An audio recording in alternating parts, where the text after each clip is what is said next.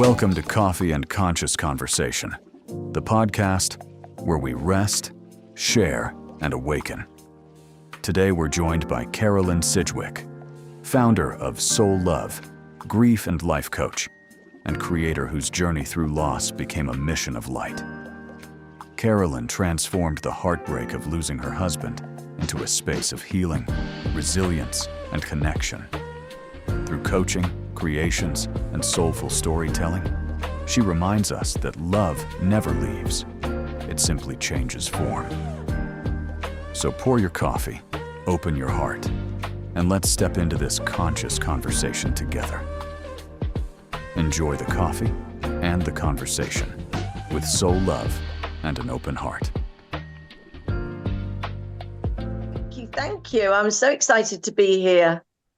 Really, really wonderful to have you on the show and on the program today. And I'm looking forward to the conversation and the discussion, which is really all going to be about healing and grief and understanding that particular process that many people experience in their lives, but many don't know how to work through it, or they don't understand the need to work through it. They accept it as that's just the way it is and try and cope. So for me, my aspect of understanding healing is not just about coping, it's about moving to a whole new level within. What do you feel, considering where you've come from, what healing is? Can we name it? So I think firstly that, when it comes to grief, we don't really appreciate that we're all going to go through it at some stage. And when we are faced with it's a pain and an experience beyond any other. I mean, I've had 4 people close to me pass away. It was my grandfather when I was 12. I think my grandmother when I was in my 40s, and my mother when I was late. I just turned 50, actually, just before my 50th birthday. And then my soulmate and husband 2 years ago. So, and each one has taken my grief to another level. And I don't think, when it comes to healing, what people really understand about that, I think, first of all, we all need to understand what actually grief does, what it does to the body. And it all depends on how deep that love or that relationship or that situation or the circumstances of the grief can affect the way that you grieve. And, depending on that is the level of what healing that you need. So when I've only just recently heard of a few people, literally people will have breakdowns, like they cannot cope. They literally cannot cope. And a lot of it is the nervous system. We're still on the fight and flight mode where the nervous system will protect the body. So it's a way of protecting us. And so how we experience it, we all experience it in different levels. So what we don't also think about is we just think they talk about riding the waves, which we have to do. But there are so many ways that people don't think about that they can heal, not only about going within, but also there are many modalities other than counseling. Different things suit different people. So whether it be Reiki, whether it be sound meditation, whether it be energy healing. I actually have to say I did EFT, which is the tapping, and not just through the tapping and what they get you to do, it's the questions that they ask you that you won't necessarily thinking about how much you missed your loved one, and what do you miss about them, and where do you feel it in the body. It's all these kind of things that then just bring up so much emotion, but it gets you to a point to maybe realize what you're holding on to, and making sense of those emotions that you go through. So for me, I realized that I was really struggling with acceptance, and that really helps when someone can help you get to that realization. Otherwise you're just you're just walking through life, it seems like seamlessly, if you know what I mean. It's just you're coming to terms with your reality.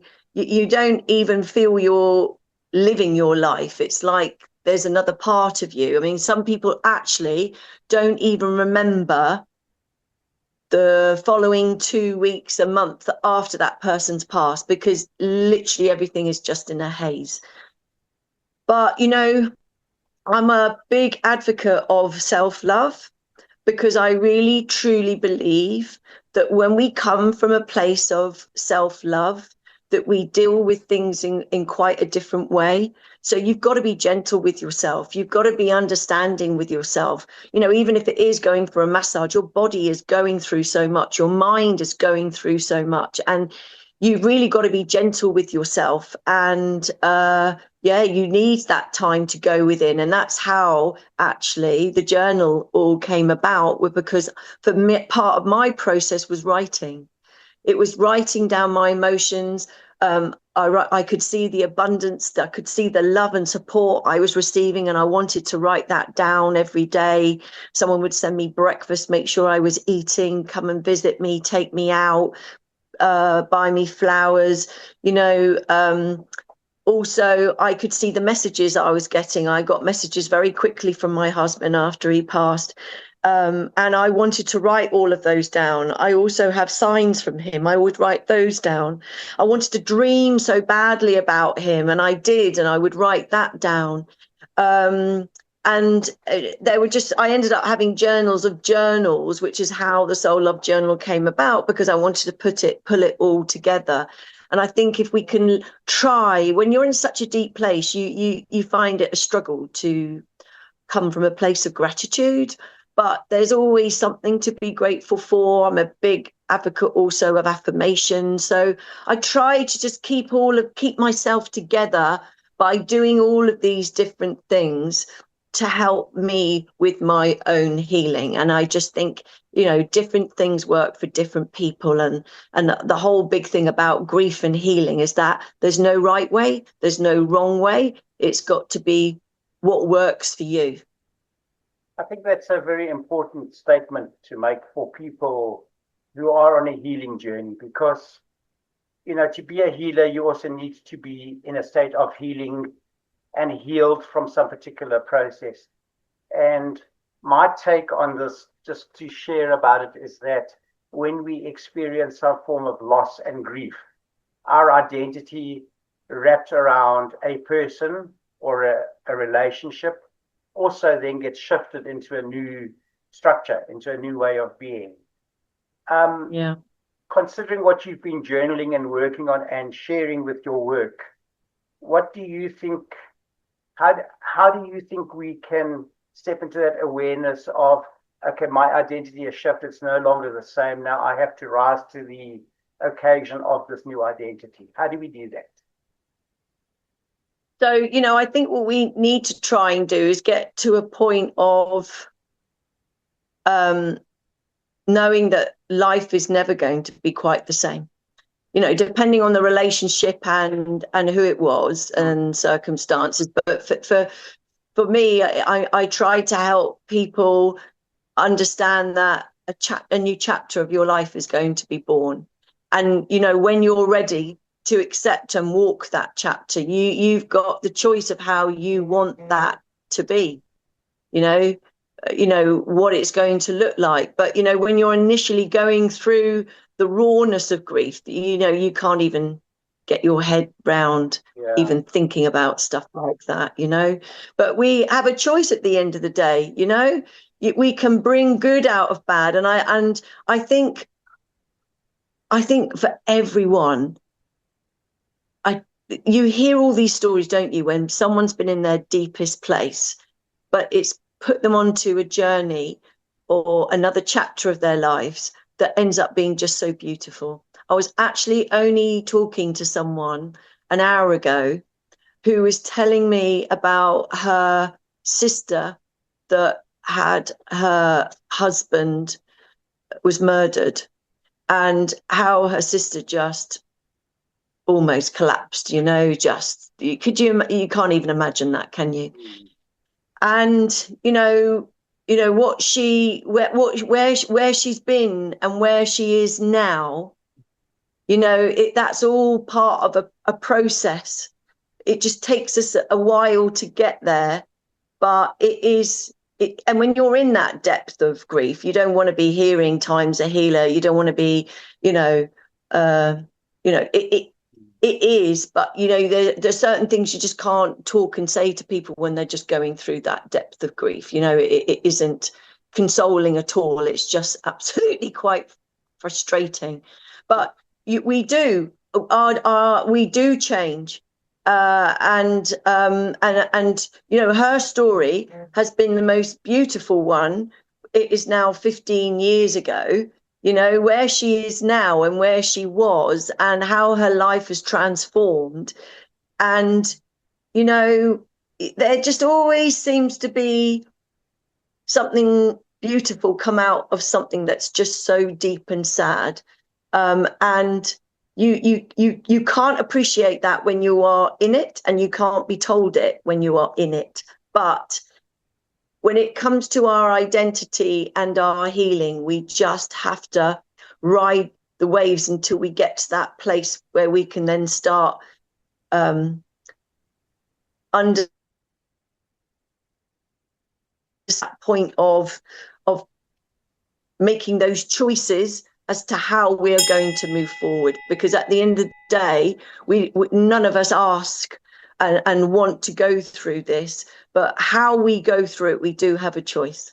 And we need to make it. The more you do the healing, the more you pull on other people, the more you open up, the more you talk about them. I mean, some people I hear, when you don't want to talk about that person, you don't want to see people, you don't want to talk about the past. I have to say, I didn't want to. It was the first day of my husband passing away. He passed away in the evening. That following day, I didn't want to come out of my bedroom. I didn't want to see anybody, but my sister made me. And she said, I'm going to take you home with me. And so she came to pick me up, but I never actually got to her house because I was sharing with 4 others. And, we ended up sitting in the garden and just talking about my husband. And, as much as you think that was the last thing you want to do, I can actually tell you, looking back, it was very, very therapeutic because, everyone was feeling that pain of the loss. At that point, I couldn't actually, it took me that much to keep myself together. I couldn't really think about anybody else's grief for him.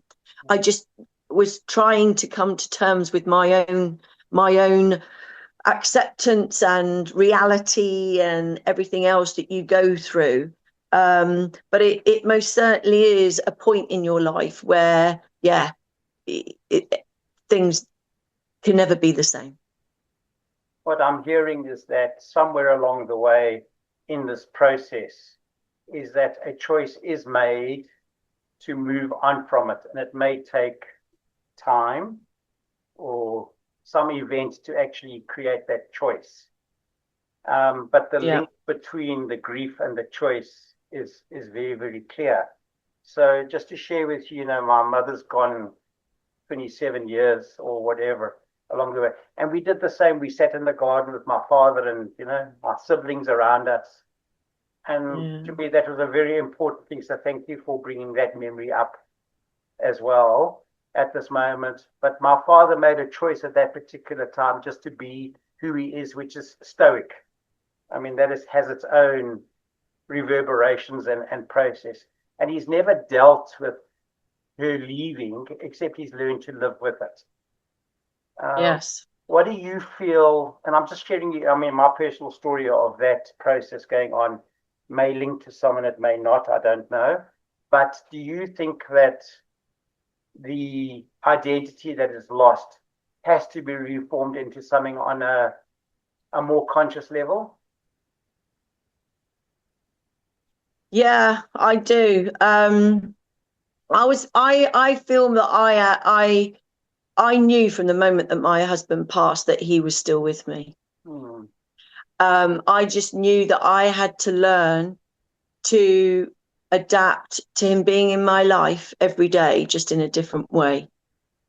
That in some ways was just so reassuring and beautiful, but that didn't deter my pain in any way. And also, you know, it's still me trying to get to terms with that reality. But I actually had my first message after 15 hours of him passing through a friend. And then another 24 hours after that, I got another message about the reason for his passing.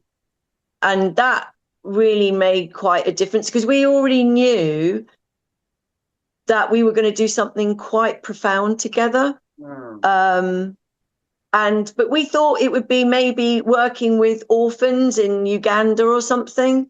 Never did we dream for one moment that we would be doing something together, just in different realms. And so he has always been part, you know, I'm always getting messages. My own psychic, I knew instantly I had to work on my own psychic abilities. I know that we've all got them, but I had forgotten that mine was knowing. And of course, knowing is trusting. And of course, I'd forgotten that. So I wasn't even using it or believing or understanding it. Then I started getting feeling, and I've had smelt, and I do get seeing now. I understand what seeing means, because I used to say to people, "Oh, what do you mean by seeing? Are you actually seeing?" But in actual fact, it's like it's difficult to explain. I don't know if you have it, but it's like my sign is hearts most of the time. Right. I will just see them in my head. It's like I can see a heart in my head. It's just the weirdest thing to try and describe to somebody. But and I know they're slowly coming, and I believe that I am going to have all my senses come to fruition in the next, 2 or 3 years. I'm so impatient, but anyway, I'm so excited that will be, and I just have to be patient. But I have to rely on the actual messages itself through different sources. I've got so many friends and people. I mean, even I can have random people. I can have a lunch and a dinner. And if somebody's psychic, they see him with me anyway. And I can see that they are not looking at me, they're looking beside me. And then I always say, "Is that my husband?" And they always say, "Yes, it is." And I had somebody the other day say, "I can smell the sea and see ships." I went, "Oh, yes, that's my husband," because he was a sailor and he always worked on the sea. And he was the harbour master at the Pearl here in Doha. So he loved and lived the sea. And so, it's just so beautiful. And that just, I keep being reminded and knowing that, this is all part of my purpose. The journal is a tool. I know there's something much bigger going to be coming from everything that we're going to be. But I just kind of go with the flow of when people like yourself come into my life and have that opportunity to spread support and everything I'm trying to do to support those that are going through grief. It's just so beautiful that I'm, able to do that.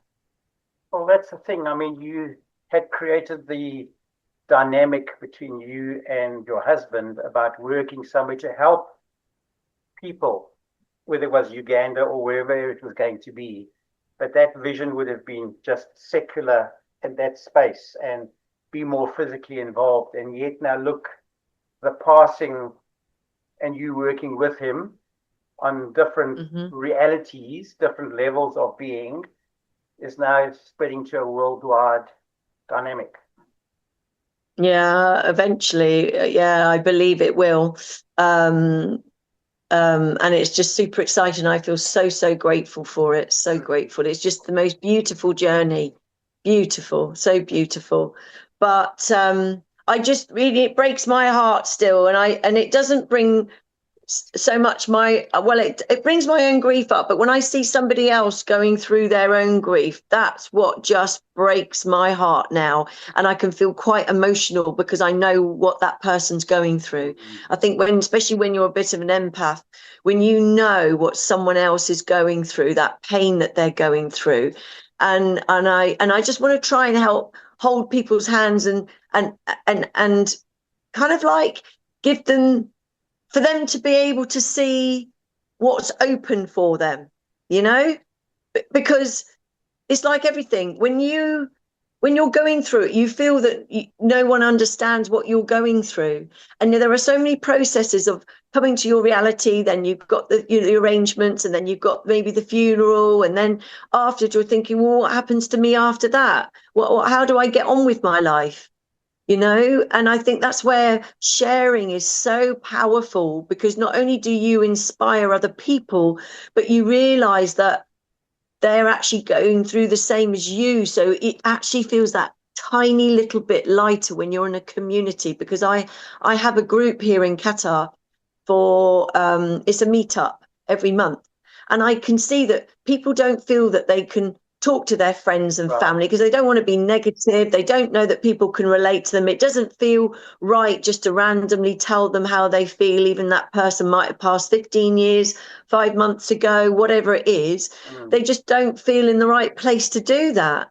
And yet when they come together with other people, hearing other people's stories, that just people open up. They just open up and just let it all flow about how they're feeling, and even with people they don't even know. And sometimes it's easier talking to people that you don't know than your own loved ones. But that's what it's just so powerful, is when we can share and just process it all together. It just makes a big difference. And I think own it as well, I think, is the process, because we are who we are and what we are at any one particular moment, whatever that is. And we need to own those things along the way. So isn't society just so powerful in the way that it controls the way we're allowed to express ourselves? Yeah, I think, well, I hope in a positive way, not in a negative, because I think it is just so, it's so important for us to share. It doesn't matter what you're going through. I mean, I was only talking the other day to somebody about miscarriage. The amount of women that must have miscarriage on their first conceivement, I don't know what the percentage is, but it wouldn't surprise me. It's like 80 or so more percent, right? Now, not many people, when you go and try to conceive, do you think about things like that? So that if you've lost a child in the first 12 weeks, which is very, very common, what a woman goes through, and the husband, what you go through, that you've lost a child, right? It's awful. But if you knew that it's very, very common that everyone does in the first 12 weeks, well, then you kind of feel, oh, so I'm not the only one. Oh, so it's common. As human beings, we just deal with it in a very different way than if you thought, oh my God, nobody deals with this, and you think you're the only one, and it feels like you're the only one. And this is the thing, when we go through dark times, and that's why I just think the power of sharing is just phenomenal, and we need to do more of it. So you've written a book about the grief that you've experienced to help others, including all of this subject matter. What is the name of the book? So I've got two, actually. One is called Grief Healing. It came from the grief healing cards. So when I was in my deepest time, I started writing phrases about how I felt. So, the pain that I was feeling, I wouldn't say anger. I didn't really get much of the anger, but it's that kind of like frustration of, right, well, if you're not here, I don't want to be here. And, I'm feeling this pain. How am I supposed to deal with it? All I want is for you to be back here with me. All I want is to be able to hold you. I started writing poems, but I also started writing as though they were messages from our loved ones. And it's a mixture of poems and phrases. The publisher wasn't really interested in the cards because they really just only do books. And he said if I could put it into a book form, then he would be interested. So that's what I did. And so it's got a visualization in there as well. And you just literally pull whatever page, you just decide which page you're going to pull, and you can guarantee that's the page that you need to be pulling. That's the message you need to hear. It's so much a bit like the car. yeah, so much for Yeah, random choice, right? absolutely. It's all in the moment. Honestly, it is unreal. So, and then I've got another book that should hopefully be out in the next month or so, I'm hoping. And it's called How to Love Yourself Through Grief. And that literally is about decide today to look after yourself, to nurture yourself, be a more understanding with yourself. You know, sometimes we're not going to deal with people and ourselves in the best way, but we've got to be gentle and we've got to be understanding. It talks a lot about what your body goes through when you go through grief. It goes on about the emotions you go through. It goes on about how you can try and do some work around self-love. I don't know if you've ever done the mirror work before. It touches on the mirror work, and it just gives it just does everything around grief and what you go through, but from a self-love point of view, to try and do more for yourself. Carolyn, have you ever been able to define what self-love is as a statement or a feeling or even a process? Yeah, it's such an interesting topic because I think everybody has a kind of slightly different take, don't they, on self-love. I mean, I remember when I first came to Doha, there was lots of things on social media about self-love.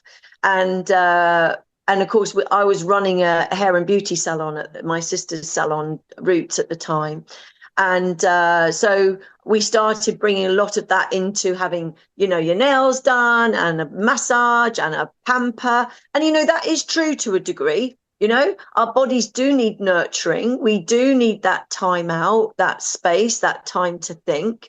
And that is true. But, you know, a lot about self-love is it's this inner talk that we do, you know.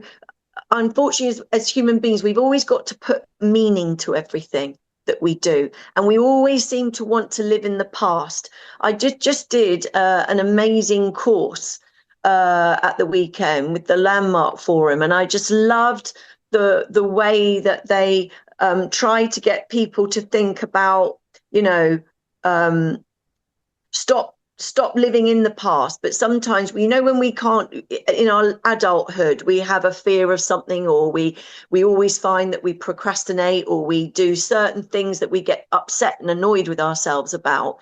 It's about going back to your childhood, to finding that time that there was a situation either with a parent or a grandparent where you put meaning into a situation that actually wasn't there, but you've carried it through your life, you know. And when you actually understand that that child decided to think that and put meaning, but it wasn't actually the case, it actually makes you realize how easy it is to just to let that go, and how to nurture relationships. And maybe the amount of relationships that at the weekend people were able to open up and take responsibility for their feelings, and how they thought things were and how they perceived them, because that's another big thing, isn't it? Perceivement. We can all go through situations, and what you perceive and saw a situation, how I saw it, can be totally different. And so I think we need to understand that, and that's all part of self-love, and about understanding ourselves and giving ourselves the break that when we don't do something right, none of us are perfect. We need to actually look after ourselves and treat ourselves like we would our best friends and our children and our families. But we don't. We actually put ourselves last because a lot of the time we don't feel that we are worthy or we are not enough. So I think when we start, for me, self-love is about doing that inner work, the inner healing. It's about understanding yourself. It's about being gentle with yourself and forgiving yourself. Because when you actually start listening to everybody else's story, everyone's got one, everyone. But again, it's something that we don't actually talk about. And at the weekend, it was just so immensely powerful. I can't even begin to tell you when I actually saw what everyone was going through, thinking, both men and women. how they were their process and their thought pattern, and it was just, honestly, it was just fantastic. And I just think that everyone needs to do just a little bit more work on themselves, because when you can start doing that and coming from a better place, you deal with things, especially tough times, in a very different way. It's a very powerful topic, and I think conversation in that level, because when I look at, within my own clients and the work that I'm doing with people and in my own life, because that has to be led from that point onwards, the belief systems that are instilled within us often put us, either we are going to be in front on an absolute selfish level, or we're going to be behind and be selfish to the self and not allow ourselves to feel through fear or inability to understand that we are also important as a person, as a being. And there's a whole lot of mix coming up there. And I love being in those rooms like you're explaining, where you suddenly see an opening of accountability for themselves, and a realization that they can do it for themselves, that they're not wrong. It is phenomenal, isn't it, Paul? Because it's actually transformation. You can actually see the light bulb go up, the penny drop, and they realize that they, as a child, made a meaning of something, had a perceivement of something, and just by letting that go, realize, so it isn't actually that way. It doesn't need to be that way.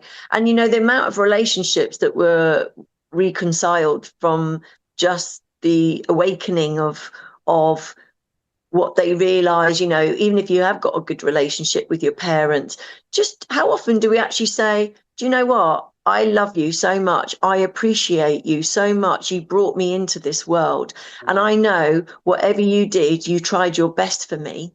And whatever didn't go well, I know you had your own hardships and your own way of dealing with things. But at the end of the day, I want us to have a good relationship, and I want to show my appreciation for you, and I want us to be closer. It doesn't take very much, but oh my God, it's then mind-blowing for the parent or whoever it is you're trying to reconcile with. It's just so beautiful.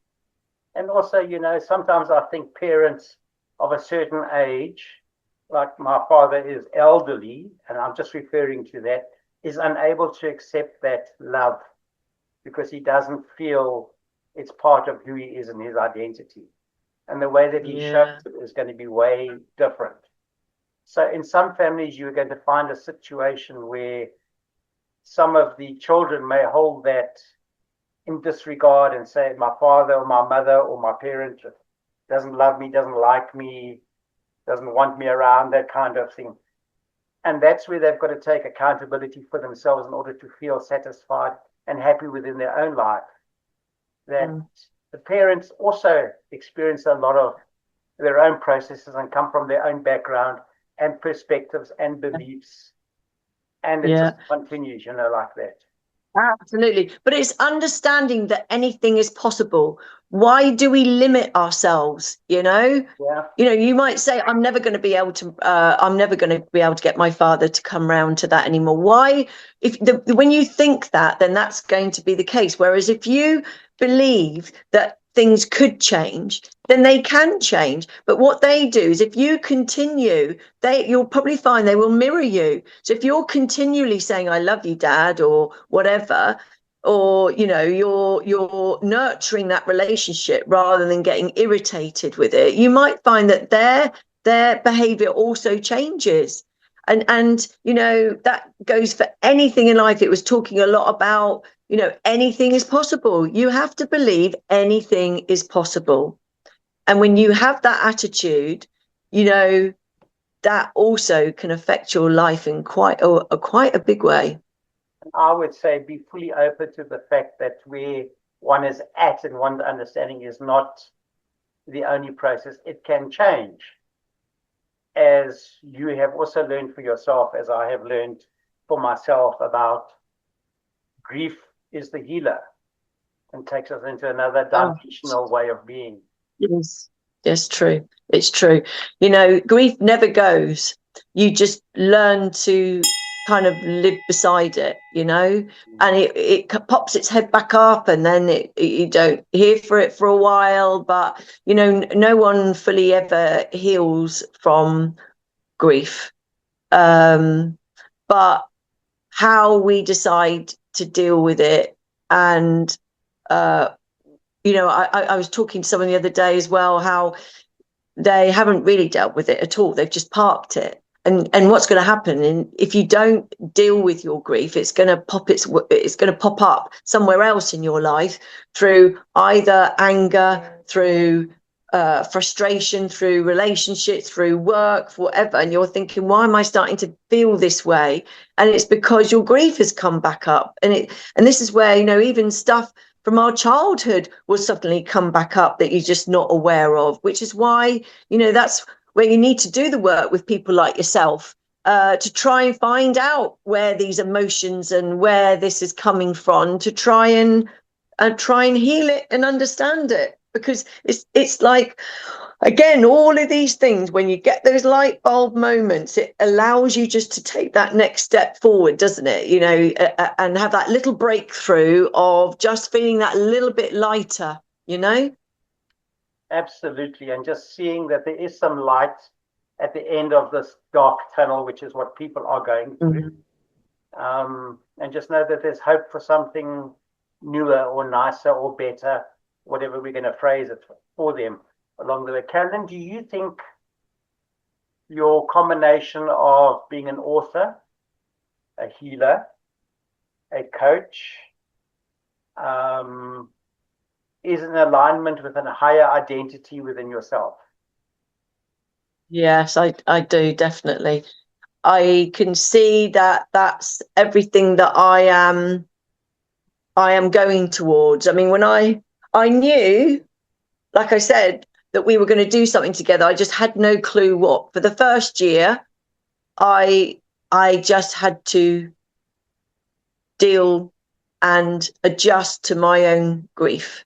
And then after a year, the journal came into fruition. And then from there, I had my grief healing cards. And then from there, somebody told me I should do a coaching course. And I thought, oh God, everybody wants to be a coach. I don't want to be, you know, I don't want to do a coaching course. And then I suddenly thought, well, actually, even if I don't ever use it, it's good, something good for me to learn for me, you know? And I actually loved it. And then all of a sudden, I realized that was going to be part of my journey, was to help people, coach people going through grief. And that's where I am now, just about to release next week, starting from the 11th of August, an 8-day grief healing mentorship. So it's about building a community and trying to help people over the 8 days see ways that they can try and help deal with their own grief. And of course, the journaling will be part of that. And then after that, I will then do an 8-week course where I will start bringing some amazing women that I have worked with, that have helped me in my healing, for people to then see what works for them and where they get the biggest shifts. Because through those 8 weeks, everyone will feel lighter by the end of it. I know they will. But that doesn't mean your grief is over. So that grief goes on and on and on and on, and we all deal with it in different ways and in different time. But if you know that you're kind of in a community where everyone is in the same boat, it just does, like I said before, it just makes it feel that just a little bit lighter, that you're with people that understand you. And I think also to bring meaning to one's grief, that there is a reason for it, and that is to shift some dynamic within the self so that we can grow. Because, you know, I do feel through life is that we all need to attain our higher identity. How we attain it is going to be different for everyone. and getting into that particular point. And I'm using the word higher identity on purpose here because I don't want to use it to be the higher being or the divine self or just whatever that identity is going to be for who we are within this life, is important to achieve. So we need to attach meaning to all of those particular processes. And what I'm hearing is that your course, your mentorship that you're going to be offering now will align with some meaning for everyone. Yeah, I think it all depends where everyone is on their journey. If someone is very, very raw, I don't think they're going to be able to see that or understand that even. Whereas someone that has been grieving for quite a while, that will come a lot more easily. But the mentorship, the program is more about in a community and about feeling that you're not alone, and that whether it be Reiki, EFT, we're doing crystals, we're doing. I've got an intuitive angel guide. I've got a lady that's basically been like my mentor the whole time, and I get a lot of my messages from. We're going to be working with her. I've got another lady who does chakra clearing. She also can see cords and entities, and she is the most. I'm doing a package with her as well, where you have coaching with me and the healing with her. But there's a lot that we're trying to do to expose people in being open to everything, to see that, oh yeah, gosh, I love that. Or it could be, oh, that didn't really seem to work for me, really. You know, I mean, people will get something from everything, even if they don't realize it.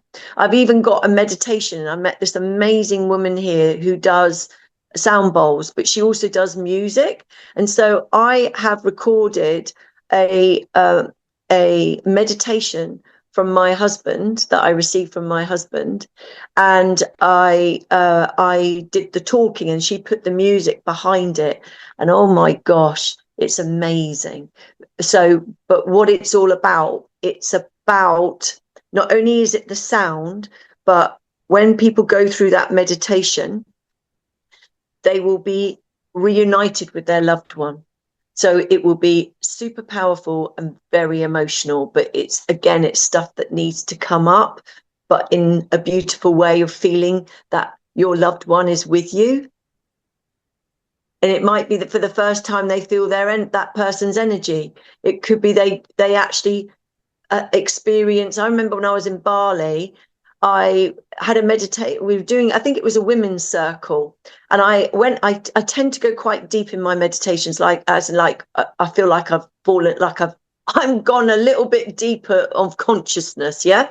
And I remember coming out, and I remember the first thing I thought about was, is Mum alive or is she dead?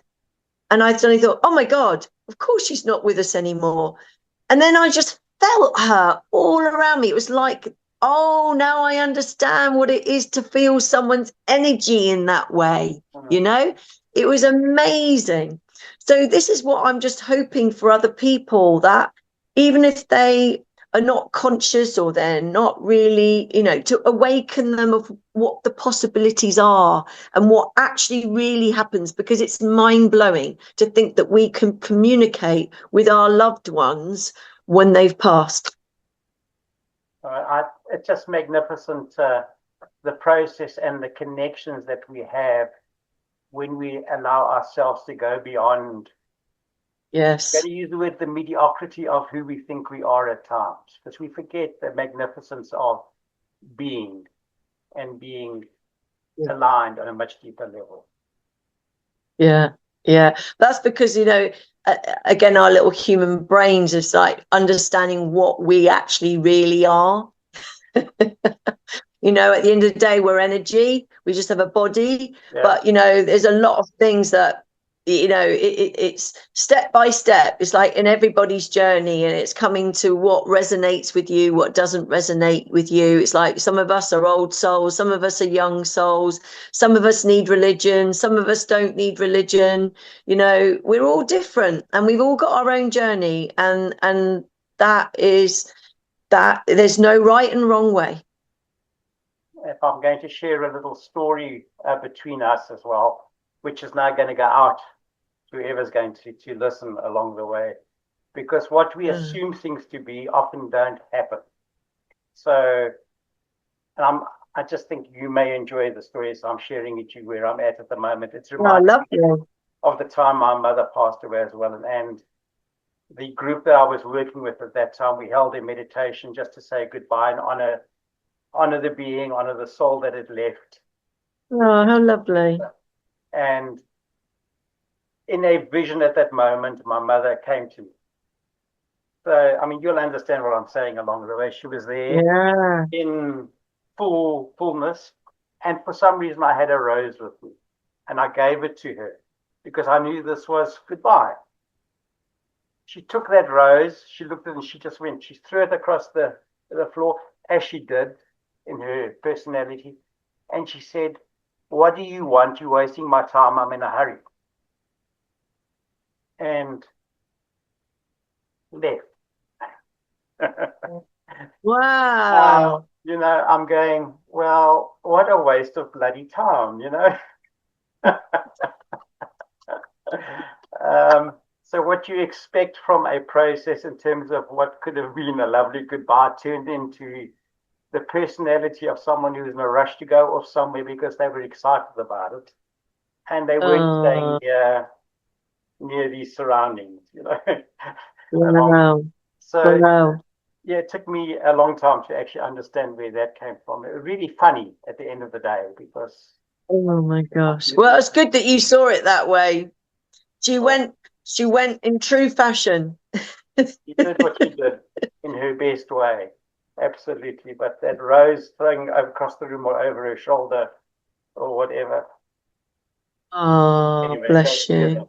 But it just shows you the emotion and the feelings that come up are very deeply seated, and we don't often know we've got them. Yeah, that is so true. Yeah, Carolyn, absolutely. Doing this course, this mentorship course, what's coming after that? Is there another program that you're going to offer? Yeah, so it'll be 8 weeks from the 11th. Sorry, it's 8 days from the 11th of August, and then from the 22nd of September, I will start the 8-week mentorship. Yeah. Right. Okay. So there's an initial program, and then there's a longer mentorship program to go with it. Yeah. For those people that want to continue. So really, the 8 day is just a little taster for people to see what's to come, and for them to feel the community, and before they delve into committing to 8 weeks. Yeah, sure. They've got to feel their way and see where they belong within themselves. And absolutely.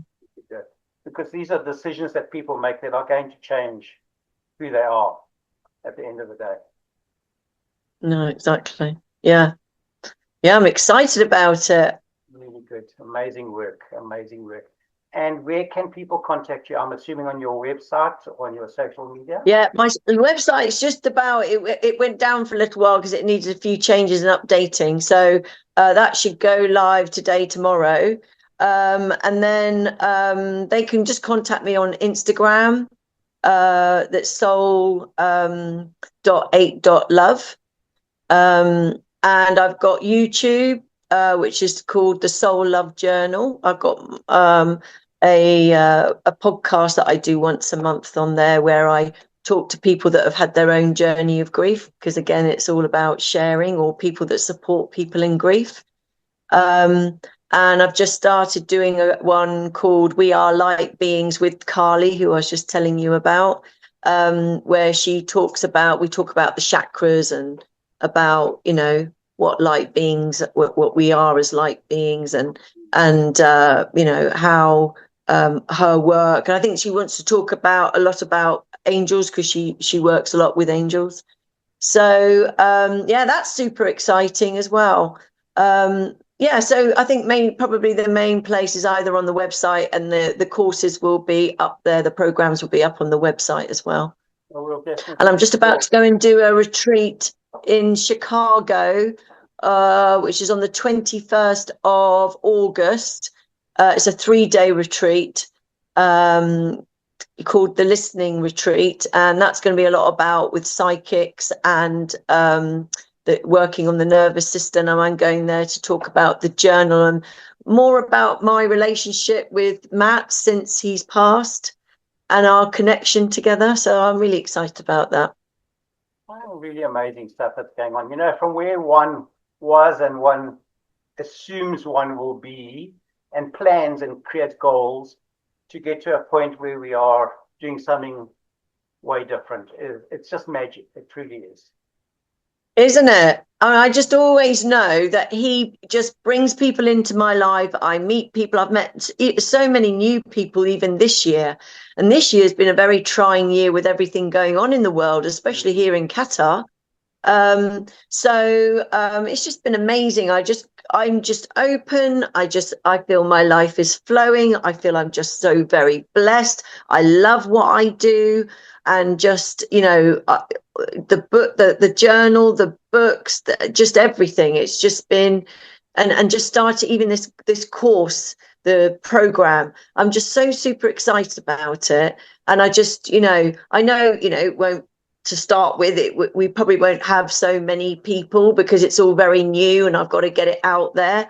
But I just feel so grateful for this whole experience and to be able to hold people the way that I've been held, you know.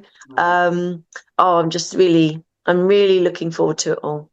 Isn't that the process of learning to love yourself, self-love, as we were discussing earlier, of then bringing that in terms of a powerful frequency of just being who we are in a world that needs a frequency that allows them to be who they are. Yeah, you are so right. You are so right. You know, but unless we are who we are in our fullness, how can we expect the world to be? Yeah, absolutely. But I do feel that we're in a bit of an awakening time now, aren't we? Where, you know, if you think about it, 20 years ago, I wasn't awake, you know, awake at all. I wasn't conscious at all, right? My journey started really from when my mum passed away in 2018.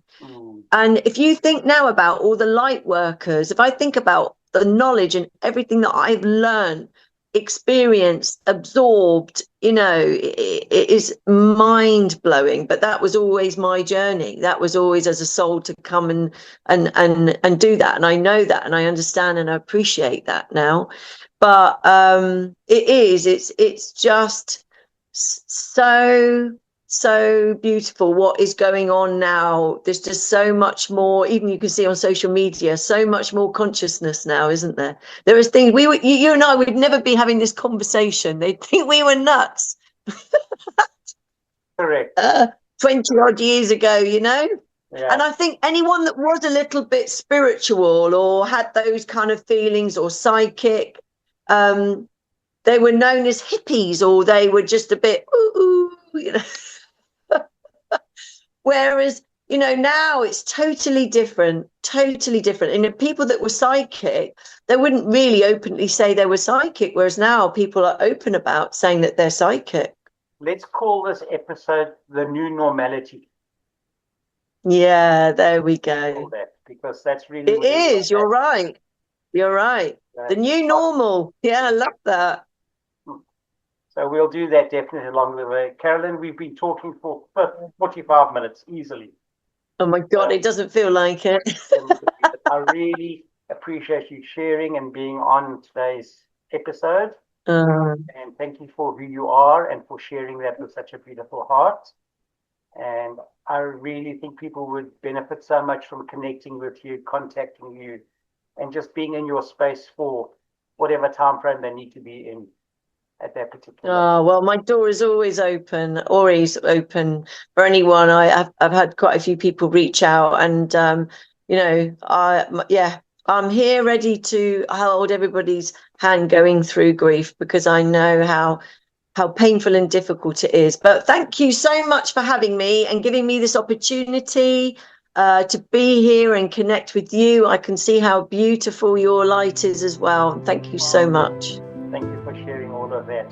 Carolyn, I'll be right back with you in a moment. Thank you very much. Okay.